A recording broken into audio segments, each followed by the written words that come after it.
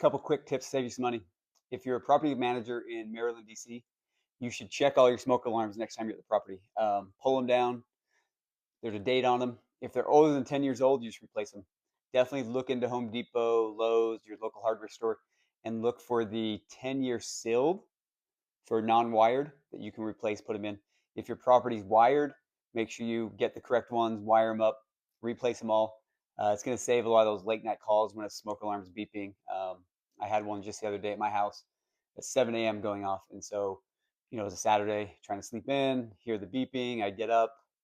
It's one I had replaced the batteries on, a week or so before, but it was beeping again. So when I actually pulled it down, looked at it, I think it was 13 years old. So, anyways, that's one thing. Just go through, check your smoke alarms, check your CO2s, and while you're at Home Depot, pick up one of these 360 water alarms. These are fantastic. If there's any pipe that's dripping under a sink, hot water heater, dishwasher, whatever, this will beep, notify the tenant. The tenant reaches out to you.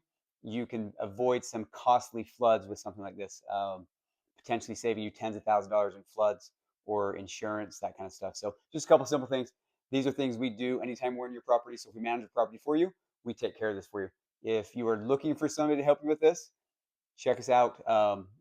You can below reach out to us, schedule an appointment. You can chat with me, or subscribe to these videos and watch more about this. Follow us, but it's definitely something we do for you. If you manage the property yourself, it's something you should look into to kind of save yourself some money and some headache.